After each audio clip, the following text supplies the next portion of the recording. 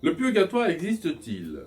Alors, le mot purgatoire n'existe pas dans la Bible, même s'il y a plusieurs passages, alors je ne vais pas tous vous les faire, mais au moins celui-là, en 1 Corinthiens 3,15, où il est dit qu'il y en a qui seront sauvés comme par le feu, hein, comme par le feu, c'est-à-dire en étant purifiés. Alors, réfléchissons un petit peu, le mot n'existe pas comme tel dans l'Écriture, mais Dieu nous dit que nous serons au moment, après notre mort, il y aura un jugement, ce qu'on appelle le jugement particulier, ce qui est normal. Notre vie sera pesée sur l'amour, un peu comme le roi Nabucodonosor avait vu apparaître comme ça sur le mur, hein, l'inscription qui voudrait dire ta vie a été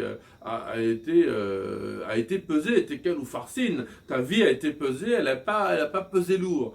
Hein, qu'est-ce qui dans notre vie aura son poids d'amour et son poids aussi, j'ai envie de dire, de haine, hein, de refus de l'amour. Alors qu'en sera-t-il à ceux qui seront dans la lumière, avec un peu de chance grâce à un martyr, ou encore si vous venez à mourir juste après une confession, vous avez baigné votre vie dans le sang du Christ et la croix du Christ, alors là, normalement, les portes s'ouvrent parce que l'amour lui-même vous ouvre les portes de la vie. Qu'en est-il de ceux qui, et nous en sommes nombreux, ont une vie mi-figue, mi-raisin, qui ont fait de leur mieux pour choisir le bien, mais qui ne l'ont pas toujours choisi? Alors, c'est pas, encore une fois, pour l'enfer, je le disais dans une autre vidéo, ce n'est pas le Dieu qui envoie les gens en enfer par un jugement. D'ailleurs, notre juge n'est là que pour nous sauver, que pour nous condamner, non pas pour nous condamner, pardon, mais pour nous sauver. Donc nous avons un juge qui non seulement n'est là que pour prononcer des sentences de remise de peine, mais en plus qui a pris sur lui notre peine sur la croix. C'est celui-là même qui est notre juge, c'est lui qui a pris la condamnation de notre péché. Donc on ne peut pas avoir peur. Donc, il y a ceux qui auront refusé cet amour, qui vont le refuser toute leur vie et même qui vont mourir dans cet état, ce qu'on appelle l'état de péché mortel.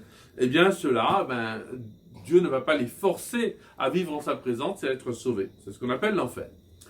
Et puis, il y a les autres qui auront choisi la lumière, ne serait-ce qu'à la dernière minute, comme le bon larron, rappelez-vous, hein, il a beau être un larron, bien, il aura choisi. Tout de suite, il a dit à Jésus, souviens-toi de moi, c'est un acte lumineux qui fera qu'aujourd'hui même, comme dit Jésus, il entrera au paradis. Et puis à ceux qui, n'ont pas tout à fait eu la lumière, n'ont pas eu la possibilité.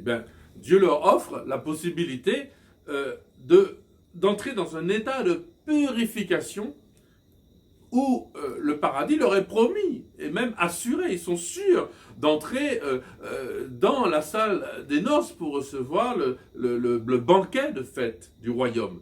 Mais ils sont pour l'instant à l'apéritif. Voilà, hein, ils sont le purgatoire, c'est un peu ça. C'est le moment où on est obligé de manger des cacahuètes pendant que d'autres sont en train de se nourrir de festins de viande grasse et de vin capiteux. Oui, le purgatoire existe et il est une bonne nouvelle. Il est une bonne nouvelle pour nous tous qui avançons clopin-clopant vers le Seigneur en décidant, prenant bien sûr de grands choix, de grandes décisions pour le Seigneur, mais aussi en faisant des compromis malheureusement. Que le Seigneur nous évite ce temps de purification et nous aussi, par notre conversion de plus en plus fréquente, par l'écoute de la parole de Dieu, par la prière, par la participation à la Sainte Eucharistie.